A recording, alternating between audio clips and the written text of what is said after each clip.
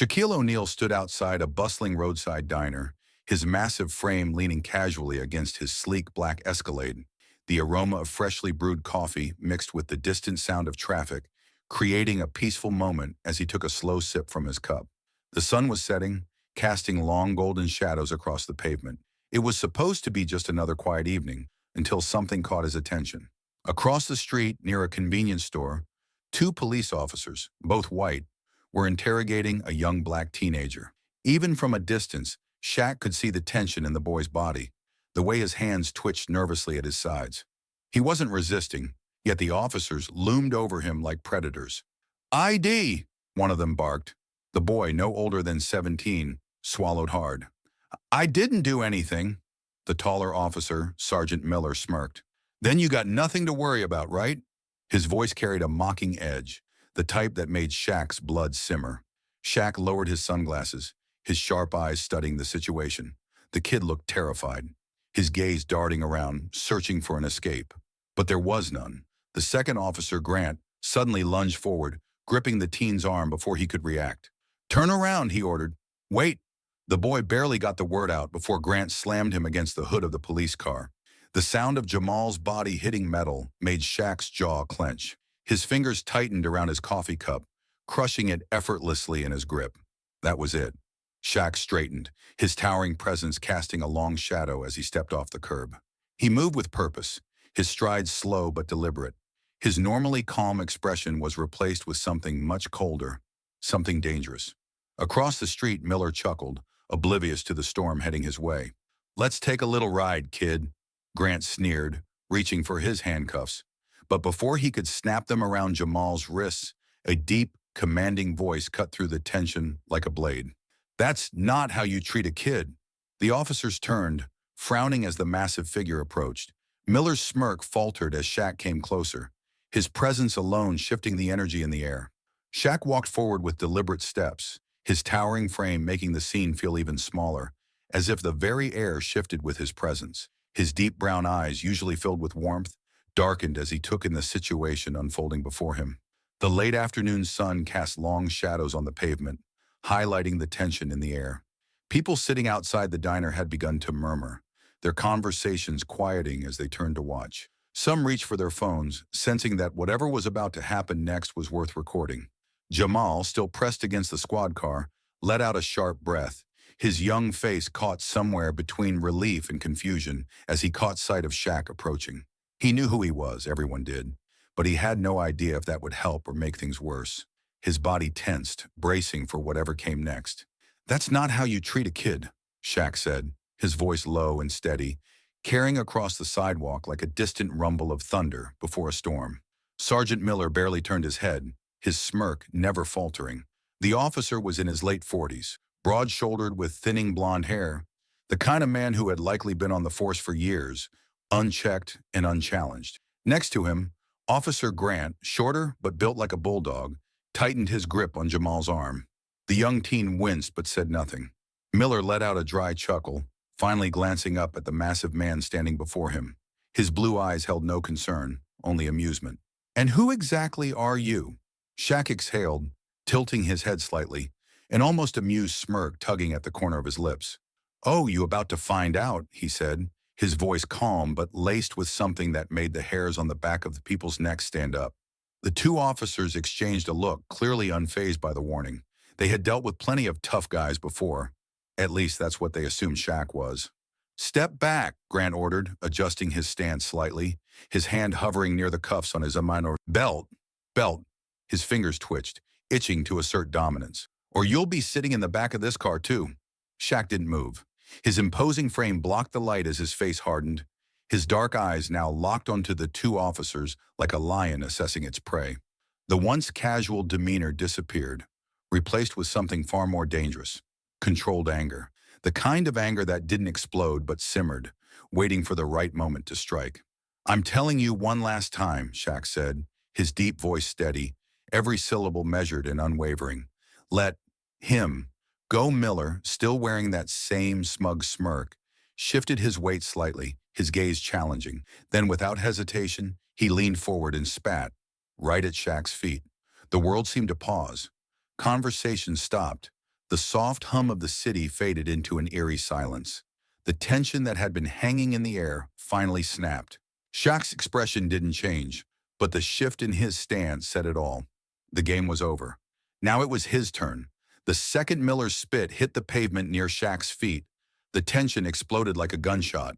Gasps rippled through the small crowd that had gathered. Cameras lifted higher, and the air thickened with the weight of what was about to unfold. Shaq's face remained unreadable, but there was a storm brewing behind his eyes. Before Shaq could say a word, Officer Grant took a step forward, yanking the cuffs from his belt. His expression was tight, controlled, but there was something else in his eyes. Something reckless. He wanted to make an example out of Shaq. "You threatening an officer?" Grant sneered, gripping the cuffs like a man with something to prove. Shaq exhaled a slow breath, shaking his head slightly, his towering presence unmoving. "Man, I don't need to threaten you," he said, voice low and steady. His eyes locked onto Grant, unwavering, his tone carrying the kind of weight that could silence a room. "I am the threat." The words hung in the air like an electric charge. Grant's nostrils flared as he stepped closer, but the confidence in his stance was betrayed by the way his fingers twitched against the cuffs. He was trying to intimidate a 7'1", 300-pound powerhouse, a mistake no one had ever lived to call a good idea. Miller, still smirking, gave Shaq a hard shove to the chest. "Step away or you're next." The force barely made Shaq move an inch, but the act itself was a spark to a powder keg. The crowd stirred, voices rising. "Yo, did they just touch Shaq?" Someone muttered. "Man, this is about to go south real fast." Jamal, still locked in the back seat, pressed his hands against the glass, his face pale. His breath came fast and shallow. "Please," he murmured, his voice lost in the chaos. "Please don't let this happen." Shaq's jaw tensed. He could take the hit. He could take any hit. But what he couldn't take, what he wouldn't tolerate, was injustice. Reaching into his pocket with deliberate slowness, he pulled out his phone. The camera zoomed in. A single sentence left his lips, cool and steady, yet carrying the weight of an undeniable promise. "Y'all just made the biggest mistake of your lives." Miller and Grant exchanged glances, their cocky exteriors faltering for the first time. The power balance had shifted, and they had no idea what was coming next. The tension in the air was thick enough to choke on. The crowd, now pressing in closer, watched with wide eyes, their phones held high to capture every second of what was unfolding. Shaq's expression remained unreadable as he held his phone to his ear, his massive fingers gripping the device with ease. He didn't look angry. No, that would have been too easy. Instead, he looked amused. Officer Grant let out a dry chuckle, shaking his head. "Oh, I gotta hear this," he scoffed, turning slightly toward Miller. "He calling his lawyer. What's that gonna do?" Miller smirked, adjusting his belt as if the added weight of his badge made him invincible. "Ain't gonna help him now," he muttered under his breath. But Shaq? He just smirked. "Oh, nah," he said, his deep voice calm, controlled, dangerous. "I ain't calling no lawyer." He tilted his head slightly, staring both officers down with a look that sent a ripple of unease through them. "I'm calling someone who actually runs things around here." Grant's smirk faltered for just a second before he scoffed. "Man, stop the games. Nobody's gonna—" Before he could finish his sentence, Shaq turned his back to them, completely unbothered, and spoke into his phone. "Yo!" He paused for a beat, his voice dropping an octave lower. "It's time. Get down here." The shift in the officer's demeanor was instant. Grant's jaw tightened, his fingers twitching over the handcuffs on his belt. Miller narrowed his eyes, stepping forward aggressively. "Back off," Miller barked, jabbing a finger into Shaq's broad chest. "Or you're spending the night in a cell, too." Shaq slowly lowered his phone, his eyes locky, onto Miller's. The sheer size difference between them was almost comical. Miller barely reached Shaq's shoulders, and yet, here he was, trying to act like the biggest man in the room. Shaq exhaled a slow, measured breath, his lips curling into a smirk. "You sure about that?" For the first time, a flicker of doubt crossed Miller's face. Then, crackle. Miller's police radio blared to life. "Dispatch to all units. Hold position. We got a situation." Miller and Grant stiffened, exchanging quick glances. Something was happening, something big, and for the first time, they weren't the ones in control. Jamal's teeth chattered as he wrapped his arms around himself, trying to hold on to whatever warmth he had left. The cold was unbearable, the kind that sank deep into his bones, making every muscle in his body stiffen. He paced the small, dimly lit cell, his breath coming out in shaky white puffs. The walls were bare concrete, the single metal bench frozen to the touch. This wasn't just a holding cell. This was punishment. From the other side of the bars, Miller and Grant stood, watching him like hunters admiring their trapped prey. Damn shame, Grant mused, shaking his head mockingly. Kid like you could have just walked away. But nah, had to get smart, huh? Jamal's fist clenched at his sides, his breath ragged. I didn't even do anything, he snapped, his voice echoing off the walls. You locked me up for nothing. Miller let out a low chuckle, his arms crossed over his chest. That's what they all say. He stepped closer to the bars, his eyes glinting with cruel amusement. You want to know what's real funny, kid? Jamal glared at him, refusing to speak. Miller smirked. This cell? Yeah, it gets real cold at night. Ain't nobody coming to check on you. And when we leave? He knocked on the metal bars. You'll be just another punk in a frozen box. Grant snickered. Should have thought about that before lurking around. Jamal slammed his fists against the bars. I wasn't lurking. I was walking home. His voice cracked with anger and fear. His fingers curled around the steel, his knuckles turning white. Miller only shrugged. Yeah? Well, guess what? He leaned in closer. We don't care. With that, the two officers turned and walked away, their laughter bouncing off the walls as they disappeared down the hallway. Jamal closed his eyes, his chest rising and falling in rapid, uneven breaths. He had never felt so powerless in his entire life. He thought of his mom, of his little sister, of the warmth of his house just a few blocks away. But right now, he was alone. And then, Wayo! Wayo! Outside the station, the sound of roaring sirens shattered the silence. The rumble of multiple SUVs pulling up shook the ground. Something was happening, something big. And Jamal? He had no idea what was coming next. The deep rumble of powerful engines filled the air as three massive black SUVs screeched to a stop in front of the police station. The flashing red and blue lights from parked squad cars reflected off their sleek exteriors, making the entire scene look like something out of a high-stakes FBI raid. Inside the station, Miller and Grant froze mid-conversation, their faces shifting from smug confidence to sudden unease. What the hell? Miller muttered, his brow furrowing as he walked toward the window. Grant followed, peering outside. Those ain't patrol cars, he said, voice tinged with confusion.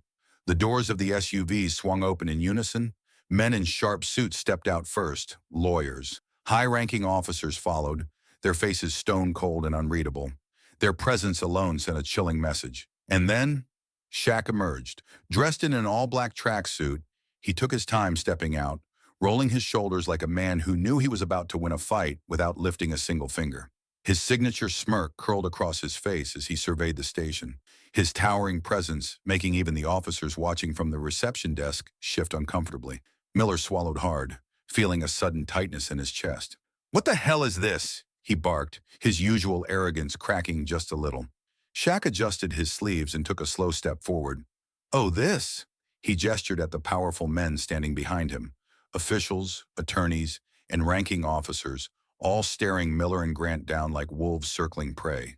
This, Shaq said, his voice smooth and deadly calm, is what happens when you mess with the wrong kid. Grant's face paled. His hands twitched at his sides, instinctively reaching for his belt. Whether for his cuffs or his radio, even he wasn't sure. Miller squared his shoulders, trying to recover. You think you can just... Shaq cut him off. Oh no, you don't get to talk right now, he said, stepping closer, his towering frame casting a shadow over both men. He lowered his voice, leaning in slightly. Because you're about to have the worst day of your life. Miller's jaw clenched as a powerful voice boomed.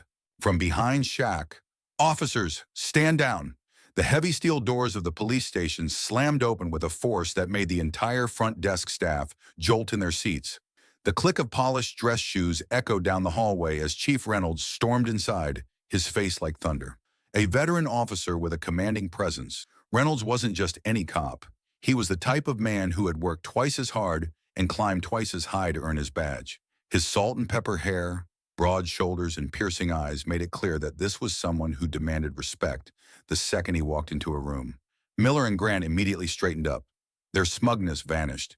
replaced by something dangerously close to fear. "Chief," Miller started, but Reynolds cut him off with a glare so sharp it could slice glass. "I don't want to hear a damn word from either of you," Reynolds barked, his deep voice reverberating through the station. He marched straight up to Miller and stopped inches from his face. "You two just arrested the wrong damn people." Miller swallowed hard but forced himself to hold his ground. "Sir, we were just—" Reynolds snapped his fingers. "Save it. I've already seen the footage." His voice dripped with disgust. "You took a 17-year-old kid, slammed him into a car, and locked him in a freezing holding cell. For what? Because he looked suspicious?" Grant opened his mouth, but Reynolds' death stare shut him down before he could even get a word out. "Where's the kid now?" Reynolds demanded, his jaw tight. Miller hesitated, shifting on his feet. Reynolds' patience snapped. "I said, where is he?" Grant stammered. He's in holding 3, sir." Reynolds' expression turned ice cold. He turned to a nearby officer. "Get that damn cell open, now!" As the officer rushed to unlock the cell, Shaq folded his arms, watching Miller and Grant with a smirk. "Yeah, y'all are really gonna hate what happens next." The heavy clang of the metal lock echoed as Grant hesitantly slid the key into the holding cell door. His hands trembled slightly, though he tried to act like he still had control over the situation. Jamal, huddled in the corner of the freezing cell, looked up as the door creaked open. His lips were pale, his arms wrapped tightly around himself for warmth. He had spent the last hour shivering in the ice-cold air, feeling completely powerless. But now, as he saw Chief Reynolds standing there, his expression unreadable, and Shaq right behind him, a wave of relief washed over him. Grant avoided Jamal's gaze, stepping aside without a word. Jamal stumbled forward, his legs shaky from the cold. His hands were still stiff, but Shaq reached out and steadied him, his massive palm engulfing Jamal's shoulder like a protective shield. "You good, kid?" Shaq asked, his voice softer than before. Jamal swallowed hard and nodded. Yeah, just cold." Shaq's eyes darkened with fury. He turned his head slightly toward Miller and Grant, his expression shifting from concern to something far more dangerous. Without warning, Shaq placed a huge hand on Miller's shoulder, gripping just tight enough to make the officer tense up. "Hope you like the cold," Shaq said, his deep voice laced with amusement. "'Cause you're about to get real familiar with it." Miller's jaw clenched. "What the hell is that supposed to mean?" Chief Reynolds took a slow step forward, his face void of emotion. "It means it's your turn." Grant and Miller's faces drained of color. You can't be serious," Grant stammered. Reynolds raised an eyebrow. "You shoved an innocent kid into that ice box for nothing. I'd say it's only fair you get a taste of what that feels like."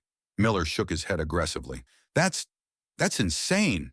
We're officers." Shaq smirked. "Yeah? Well, you ain't acting like it." The entire station felt like it was holding its breath. Officers and staff who had been standing around, watching everything unfold, exchanged glances. No one dared to speak up. No one wanted to go against Reynolds. Then, the moment that changed everything, Reynolds nodded. A second later, 2 officers stepped forward and snapped handcuffs onto Miller's wrists. Miller's eyes widened in shock as the cold steel locked around his wrists. Wait, what the hell is this?" Miller's breath came out in short, frantic bursts as the officers shoved him and Grant toward the very same freezing cell they had locked Jamal in earlier. The walls that once gave them authority now loomed over them like a prison of their own making. Each step they took closer to the cell felt heavier, as if their bodies were resisting the inevitable.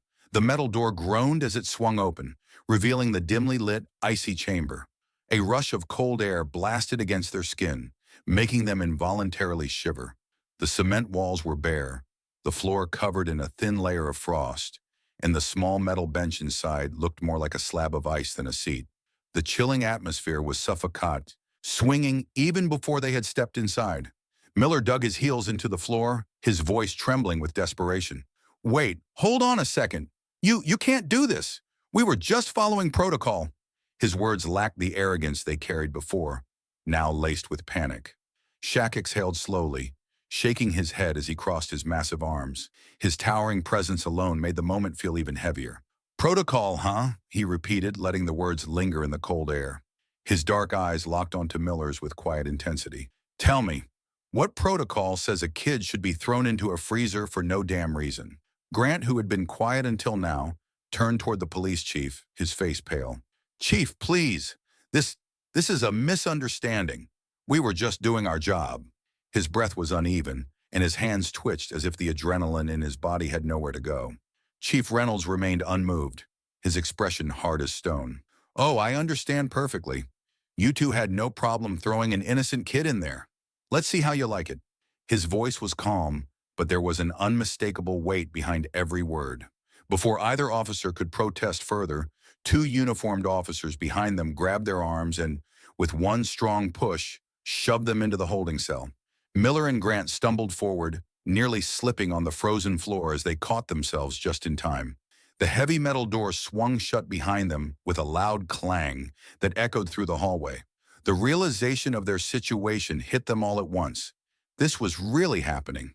Miller turned and rushed to the bars, gripping them so tightly his knuckles turned white. "No, this isn't right. You can't just lock us in here."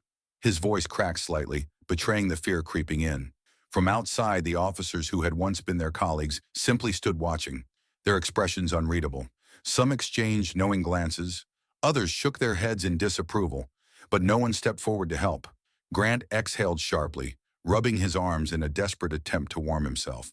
His breath was already visible in the freezing air. "Oh my God, it's freezing in here," he muttered under his breath, his voice filled with disbelief. Jamal, now standing outside the cell with Shaq, took a slow step forward, tilting his head slightly. His tone was calm, but there was an edge to it. "You cold?" Shaq placed a giant hand on one of the bars, his fingers wrapping around the cold metal with ease. He leaned in slightly, his voice deep and deliberate. "Guess you should have thought about that before throwing a kid in here, like it was nothing." Miller's frantic gaze darted between Shaq, Jamal, and Chief Reynolds. His breath quickened as the weight of the situation sank in fully. His face had gone from red with anger to pale with dread. For the first time, there was no smirk, no arrogance, no false sense of control. Only the cold and the realization that they were the ones trapped now. Miller swallowed hard, his voice barely above a whisper as he turned to Grant. "We are so damn screwed." The video was everywhere. Within hours, footage of the incident had exploded across social media, spreading like wildfire. Clips of Shaq stepping in, of Miller and Grant shoving Jamal, of the police chief arriving and reversing the situation. Every single second had been captured by onlookers at the scene. Different angles, different voices, but one clear message. Injustice had been caught on tape. Jamal's face was now a symbol. A 17-year-old boy, terrified and confused, forced into a freezing cell for no reason. The clip of him shivering behind bars contrasted with the moment Miller and Grant were thrown into the same cell, had people talking. People were angry. Twitter, Instagram, and TikTok were flooded with posts under a single unifying hashtag, #Justice for Jamal. Celebrities weighed in, sharing the footage and demanding accountability. News outlets picked it up within hours, running headlines like, "Shaquille O'Neal confronts corrupt cops, and the internet stands with him." Police officers arrest innocent teen, end up behind bars themselves. When racism backfires, Shaq's powerful stand goes viral. Meanwhile, Miller and Grant's reputations crumbled in real time. Within minutes, their names were trending too, but for all the wrong reasons. Their past misconducts resurfaced. Old complaints filed against them were suddenly public knowledge. People demanded investigations. Inside the freezing cell, Miller scrolled through his confiscated phone, his heart sinking with every notification. Thousands of comments, millions of views. Every second, more people were calling for their badges. Grant clenched his fists, trying to steady his breathing. This is bad," he muttered, his voice barely carried over the cold air. Miller didn't respond. He was too busy staring at the screen, watching their careers disintegrate before his very eyes. Then the final blow landed. Chief Reynolds, standing just outside the cell, took a phone call. His face remained unreadable as he listened, but after a few seconds, he glanced toward Shaq and gave a single nod. He turned back to the officers, his tone clipped and firm. "The mayor wants a word, now." Miller's stomach dropped. If the mayor was involved, this was about to get even worse. The conference room inside the precinct was dead silent. Chief Reynolds stood at the head of the table, arms crossed, while the mayor paced back and forth, his expression unreadable. Across from them, Miller and Grant sat stiffly in their chairs, their uniforms still damp from the freezing cell. The weight of what was happening hung thick in the air. The mayor finally stopped pacing and exhaled sharply. "This department has been under fire before," he said, his voice low but firm. "But this is different. This is everywhere." Miller swallowed hard, but he didn't dare speak. The mayor tossed a stack of printed headlines onto the table. "Shaq exposes corrupt cops" was plastered across every single one. Reynolds let out a heavy sigh. "You two have racked up complaints for years. Excessive force, racial profiling, wrongful detainments. And now we've got millions of people watching." Grant tried to interject. "Sir, we were just following protocol." "Protocol?" Reynolds barked. His fist slammed onto the table, making both officers jump. "Was it protocol to throw a kid in a freezing cell for no reason? Or to escalate a situation that didn't even exist?" He shook his head. "This isn't just bad optics. This is a lawsuit waiting to happen." Miller's jaw tightened. "Chief, you're done." The words hit like a freight train. The mayor pulled out 2 official termination letters, sliding them across the table. "Your badges, your guns, now." For a long moment, neither officer moved.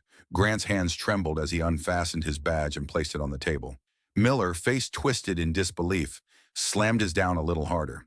"You can't do this," Miller hissed. Reynolds leaned in, voice cold. "I just did."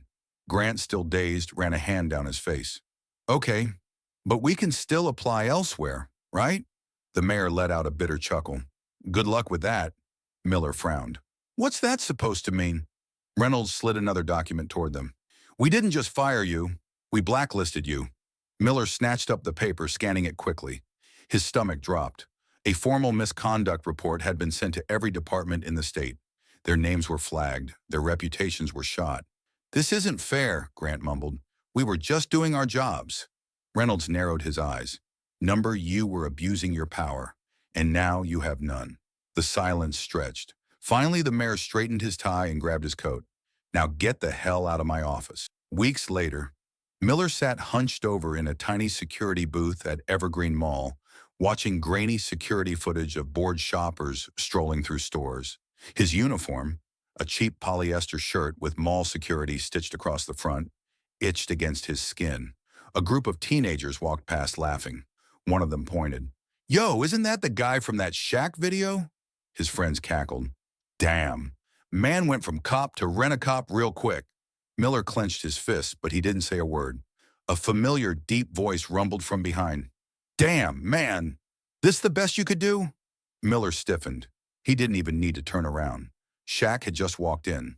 The sun had barely begun to set when Shaq and Jamal walked into a quiet, family-owned diner just a few blocks away from the precinct. The small restaurant had an old-school charm, red leather booths, checkered floors, the smell of fresh coffee lingering in the air. Jamal still looked shaken from the day's events, his fingers nervously drumming against the table. Shaq noticed and gave him a reassuring nod. "Relax, kid. You made it through," Shaq said, unfolding his menu. "Now, the only tough decision you gotta make is whether you want pancakes or a burger." Jamal let out a small chuckle, finally allowing himself to breathe. A few other diners had started recognizing Shaq, whispering and sneaking glances at him. Some even pulled out their phones, recording discreetly. It wasn't long before a local reporter, who had been following the viral story, made her way over with a cameraman trailing behind her. "Mr. O'Neill," she said cautiously, holding out a microphone, "if I could just ask, why did you get involved today? Why not just walk away?" Shaq leaned back in his seat, considering the question for a moment before he finally spoke. "Because when I see injustice, I don't just talk, I act." The words were simple but powerful. The entire diner seemed to quiet down, everyone listening. "These kinds of things happen all the time," Shaq continued, his voice calm but firm. "Too many people see something wrong and just keep walking. Not me. I was raised to stand up for what's right, to use my voice, my name, my power to make a difference." Jamal sat up a little straighter, his eyes filled with admiration. The reporter hesitated, then asked, "And what do you say to those officers now that they've lost everything?" Shaq exhaled slowly, shaking his head. "I don't need to say anything. Karma already handled that." The reporter nodded, understanding that no further words were needed. She thanked him and stepped aside as Shaq turned back to Jamal. "Now," Shaq said with a grin, "you gonna order, or am I gonna have to pick for you?" Jamal laughed, finally at ease. As Shaq and Jamal dug into their food, The camera captured one last moment. Shaq walking out of the diner, the weight of justice served hanging in the air.